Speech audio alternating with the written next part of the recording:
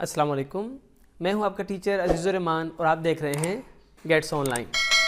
Microsoft word के अंदर मुख्तलिफ़ किस्म की डाटा शीट्स बनाने के लिए, मुख्तलिफ़ किस्म के फॉर्म्स बनाने के लिए, बैलेंस शीट्स बनाने के लिए, अटेंडेंस शीट्स बनाने के लिए हमें टेक्स्ट के साथ साथ जो बड़ी अहम चीज़ ज़रूरत पड़ती है वो होते हैं टेबल्स। डेटा को अच्छे तरीके से ऑर्गेनाइज रखने के लिए हम टेबल्स का इस्तेमाल करते हैं। टेबल्स के अंदर रोज़ कॉलम्स होती हैं जिनको हम मुख्तलिफ़ तरीक़ों से इस्तेमाल करके अपने डाटा को ऑर्गेनाइज कर सकते हैं, यानी हम एक तरह से टेबल्स को डाटा ऑर्गेनाइजर्स कह सकते हैं। तो आज की इस ज़बरदस्त वीडियो के अंदर हम टेबल्स के बारे में वो सारी चीज़ें सीखेंगे जो हमें किसी काम के दौरान ज़रूरत पड़ सकती हैं। तो टेबल को मज़ीद डिटेल से समझने के लिए चलते हैं कंप्यूटर स्क्रीन की तरफ।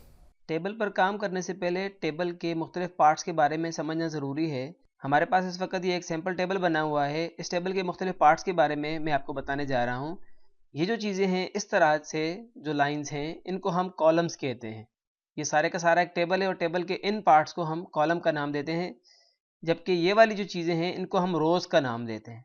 जब आप रो के शुरू में माउस पॉइंटर को लेके आते हैं और क्लिक करते हैं तो पूरी रो सेलेक्ट हो जाती है। ये इस तरह से जो हैं हॉरिजेंटली ये रोज़ कहलाती हैं, जबकि वर्टिकली जो हैं ये कॉलम्स कहलाते हैं। तो इस वक्त मेरे पास जो टेबल बना हुआ है उसमें 4 कॉलम हैं, जबकि 6 रोज़ बनी हुई हैं। ऊपर वाली जो रो है वो हेडर रो कहलाती है, वो बाकियों से डिफरेंट होती है। इसके अंदर हमने हेडिंग्स लिखनी होती है। इन कॉलम्स और रोज़ के क्रॉस से बॉक्सेस बनते हैं। ये जो छोटे छोटे बॉक्सेस आपको नज़र आ रहे हैं जिनके अंदर हमने डाटा एंटर किया हुआ है, इन बॉक्सेस को हम सेल्स का नाम देते हैं। तो ये एक सेल कहलाता है, ये एक सेल कहलाता है, ये एक सेल कहलाता है। कॉलम्स, रोज और सेल्स, ये 3 मेजर पार्ट्स होते हैं किसी भी टेबल के। इन 3 चीज़ों से मिलके हमारा टेबल बनता है। टेबल के अंदर कर्सर को मूव करने के लिए हम कीबोर्ड से टैब का बटन प्रेस करते हैं तो हमारा कर्सर जो है वो अगले से अगले कॉलम में मूव करता जाता है। इसके अलावा हम एरो कीज़ का इस्तेमाल करके भी लेफ़्ट राइट, ऊपर नीचे या दाएं बाएं इसको लेके जा सकते हैं। तो जहाँ पे आपका कर्सर होगा, यानी जिस सेल के अंदर आपका कर्सर होगा, उस सेल में आपकी लिखाई होगी। जब आपका टेबल ख़त्म हो जाता है, मिसाल के तौर पे हम यहाँ तक पहुँच चुके हैं और हमने एक नई रो का इजाफा करना है, तो आप सिंपली यहाँ आखिर में कर्सर को रख के टैब दबाएंगे तो एक और रो का इजाफा हो जाएगा, जिसके अंदर हम सिंपली टेक्स्ट ऐड कर सकेंगे। मैं यहाँ पे रो 7 ऐड कर देता हूँ और उसके अंदर जो टेक्स्ट मुझे चाहिए मैं वो टेक्स्ट ऐड करते जाऊँगा। इस तरह से ही मज़ीद टैब दबाएंगे तो एक और रो का इजाफा होता जाएगा। बाकी मज़ीद दरमियान में रोज़ कैसे शामिल करनी है ये हम आगे जाके पढ़ते हैं। तो चलें जी, सबसे पहले हम टेबल को ड्रा करना सीखते हैं। टेबल को बनाने के लिए हमें मेन्यू टैब्स में से इंसर्ट का इंतखाब करना होगा और इंसर्ट में ये ऑप्शन होता है टेबल्स के लिए। तो आप इसके ऊपर क्लिक करें तो सबसे पहले आपको एक बना बनाया डिज़ाइन आपको फराहम करता है कि आपने कितने कॉलम्स और कितने रोज़ का टेबल बनाना है। तो देखिए यहाँ पे आपको इस जगह पे आपको काउंट नज़र आ रहा है कि 3 ऑफ 3, 4 ऑफ 3, 4 ऑफ 4 टेबल्स। मिसाल के तौर पे मैं इंतखाब करता हूँ 5, 6 बाय 5 या 5 बाय 6, जो आपको चाहिए। 4 बाय 5 का मैं टेबल बनाना चाहता हूँ, यानी 4 कॉलम हो और 5 रोज़ हों इसके अंदर। तो जितना आपको चाहिए इतना बड़े से बड़ा हम 10 बाय 8 तक बना सकते हैं। तो जितनी ज़रूरत है उसके मुताबिक आप जस्ट उसके ऊपर क्लिक कर दें तो आपका टेबल बन जाता है।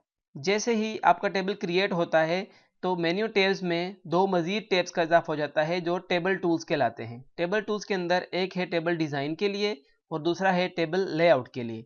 तो आज की इस वीडियो में हम सारे टूल्स के बारे में पढ़ेंगे। ये टूल्स तभी नज़र आएंगे जब आपका कर्सर टेबल के अंदर मौजूद होगा। अगर मैं टेबल से बाहर क्लिक कर देता हूँ तो ये टूल्स यहाँ से गायब हो जाते हैं। इसका मतलब है अब हम यहाँ पे नॉर्मल टेक्स्ट जो है वो ऐड कर सकते हैं, आम लिखाई हम शामिल कर सकते हैं और उसके बाद मज़ीद चाहें तो टेबल्स बना सकते हैं। टेबल्स का एक तरीका हमने सीखा। टेबल को बनाने का दूसरा तरीका यह है कि आप इंसर्ट में आएँ, टेबल्स पे क्लिक करें और आप यहाँ से इंतखाब करने की बजाय यहाँ से इंसर्ट टेबल का इंतखाब करें। इंसर्ट टेबल पे क्लिक करेंगे, यहाँ से आप number of columns and number of rows select कर सकते हैं कि मुझे 5 कॉलम या 6 कॉलम चाहिए और मुझे 3 रोज़ चाहिए। 6 कॉलम और 3 रोज़ का मुझे टेबल चाहिए जो कि ऑटो फिट होगा कंटेंट्स के मुताबिक, या बाकी सेटिंग आप यहाँ से कर सकते हैं। ये चीज़ें जब आगे पढ़ेंगे आपको ये समझ आ जाएगी। मैं फिल वक्त रोज़ और कॉलम पे रहता हूँ।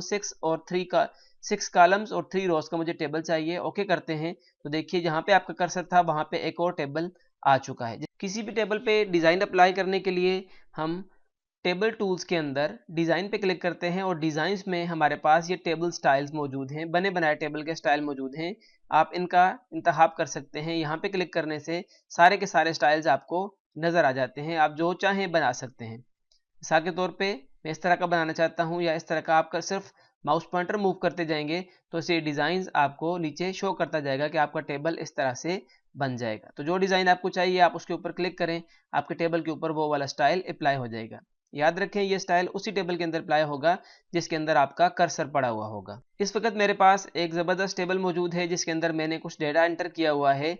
ये हमारा जो टेबल है ये स्टूडेंट्स की इंफॉर्मेशन कंटेंट्स किए हुए है। स्टूडेंट का नाम, स्टूडेंट की क्लास, उसका रोल नंबर, उसका रिजल्ट और उसका ग्रेड। यहाँ पे मेरे पास कुछ स्टूडेंट्स हैं जो मुख्तलिफ क्लासेस से मौजूद हैं, इनके रोल नंबर्स यहाँ पे ऐड किए गए हैं, उनके रिजल्ट्स ऐड किए गए हैं और उनके ग्रेड्स ऐड किए गए हैं। जब मैं इसके अंदर कर्सर रखता हूँ तो मेरे पास ये टूल्स अवेलेबल होते हैं। इस वक्त मैंने अपने टेबल को एक खास डिज़ाइन दे रखा है। डिज़ाइंस पे क्लिक करते हैं, देखिए इसकी हेडिंग रो आपको बाकियों से डिफरेंट नज़र आ रही है। अगर मैं इसको ऑप्शन को ऑफ कर देता हूँ तो मेरी हेडिंग रो नॉर्मल हो जाती है। इस तरह से टोटल रो के लिए मैं अलग लाइन बनाना चाहता हूँ तो नीचे देखिए यहाँ पे डबल रोज आ गई। मैं इसको ऑफ रखता हूँ। आपने बैंडेड रोज करनी है, यानी हर रो को दूसरे से मुख्तलिफ कलर में शो करना है, तो देखिए बैंडेड रोज का इंतखाब यहाँ से कर सकते हैं। फर्स्ट कॉलम को आपने डिफरेंट दिखाना है कि नहीं दिखाना, आप यहाँ से इसको कर सकते हैं। आखिरी कॉलम को भी कर सकते हैं, बैंडेड कॉलम्स भी कर सकते हैं हम। तो यहाँ से हम थोड़ी सी ऑप्शनल सेटिंग्स करते हैं इनकी। इसके अलावा हम अपनी मर्जी से भी शेड दे सकते हैं और उनके बॉर्डर सेट कर सकते हैं। टेबल डिज़ाइन के बाद अब हम काम करते हैं टेबल के लेआउट के ऊपर। फॉर एग्जांपल कि यहाँ पे देखिए मेरे पास स्टूडेंट नेम तो मौजूद है, लेकिन मैंने यहाँ पे स्टूडेंट का फादर नेम लिखना है जिसके लिए मुझे यहाँ पे कॉलम चाहिए और इस वक्त मेरे पास यहाँ पे कॉलम मौजूद नहीं है। तो मैं अपने कर्सर को क्लास वाले कॉलम में रखूंगा। किसी भी सेल के अंदर आप कर्सर को रख सकते हैं और लेआउट के अंदर आप ये इन ऑप्शंस का इस्तेमाल करेंगे। मैंने कॉलम बनाना है insert left, insert column to the left या insert column to the right.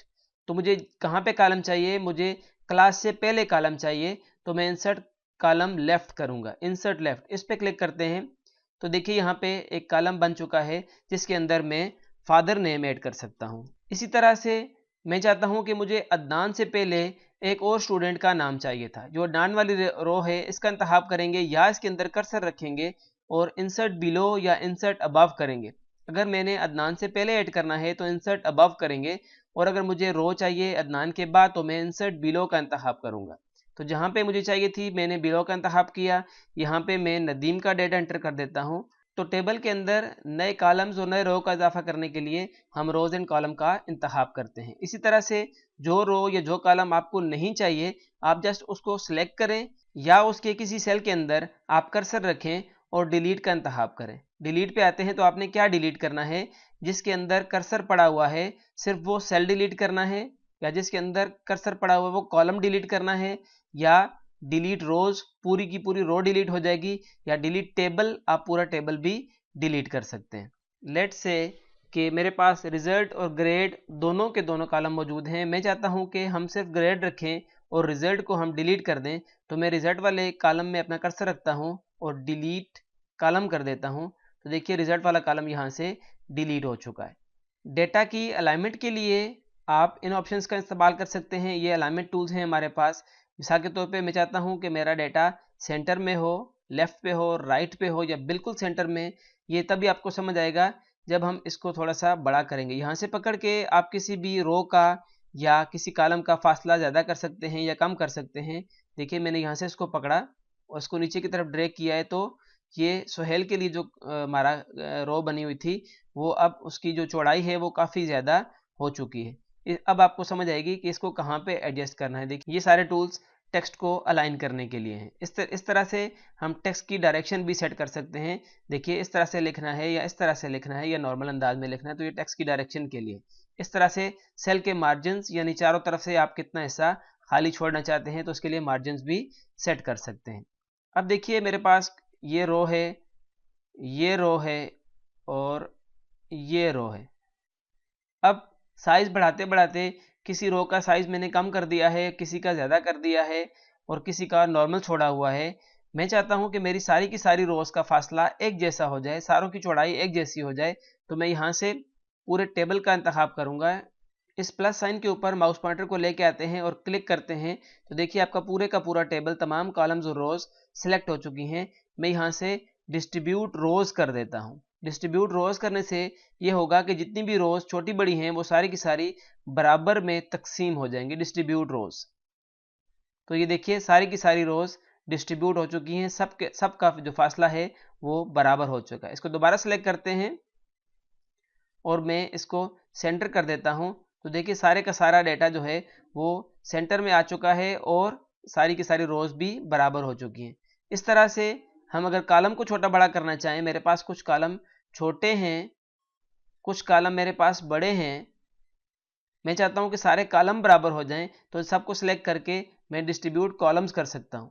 या मैं चाहता हूं कि इन दो का फासला बराबर हो जाए, तो इन दो को सिलेक्ट करके डिस्ट्रीब्यूट कॉलम्स करेंगे तो सिर्फ ये दोनों जो हैं इनका फासला आपस में, इनका जो साइज है आपस में बराबर हो जाएगा।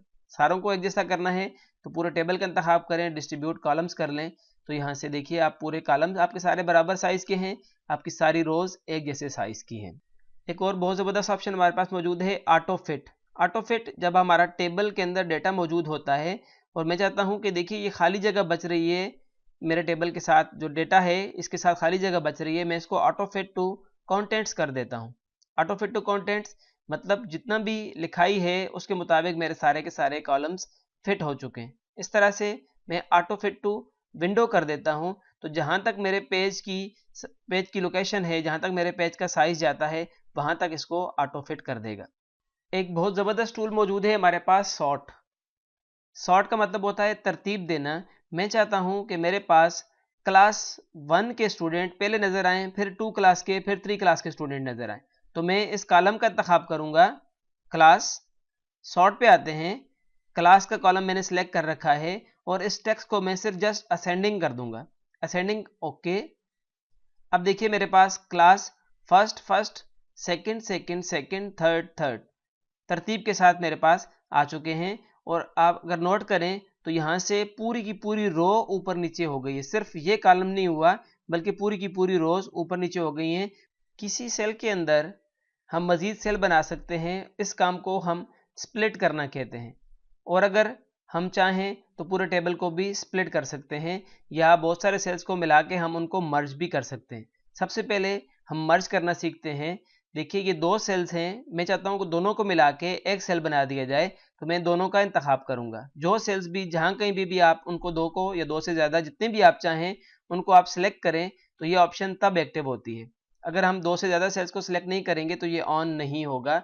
मैं दो सेल्स को सिलेक्ट करता हूं तो देखिए ये ऑन हो गया है, मैं इसको मर्ज कर देता हूं। मर्ज करने से ये हुआ है कि ये दो सेल्स थे लेकिन अब ये इसकी सारी की सारी प्रॉपर्टी एक सेल बन चुकी है।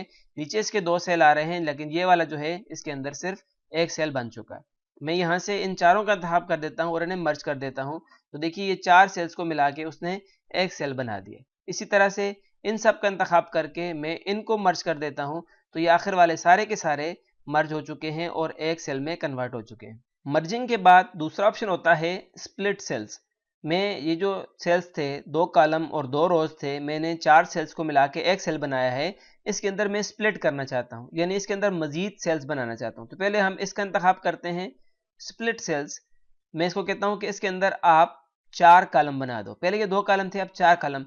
रोज एक ही कर सकते हैं क्योंकि पीछे से अभी हमारे पास एक रो चल रही है, तो हम एक रो को रखते हैं और चार कॉलम रखते हैं, ओके। तो देखिए जहां पे पहले दो कॉलम थे अब इसके अंदर चार कॉलम बन चुके हैं। इसी तरह से हम टेबल को भी स्प्लिट कर सकते हैं। मैं चाहता हूं कि नदीम के बाद दूसरा टेबल शुरू हो जाए, तो जहां से आपने नया टेबल शुरू करना है वहां पे कर्सर को रखें और उसको स्प्लिट टेबल कर दें। तो देखिए ये अदनान, बाबर, मुर्तज़ा ये अलहदा टेबल में चले गए, जबकि ये वाले जो थे ये अलहदा टेबल में आ चुके हैं। इनके दरमियान में चाहें तो आप टेक्स्ट ऐड कर सकते हैं, या अगर इनको दोबारा मिलाना है तो आप इन दोनों टेबल्स के दरमियान में कर्सर को रखें और डिलीट दबाएं ताकि जो दरमियान वाली स्पेस है वो ख़त्म हो जाए। मैं जैसे इसको डिलीट करता हूं तो देखिए इसने दोबारा से उसको जोड़ दिया है और हमारा एक ही टेबल बन चुका है।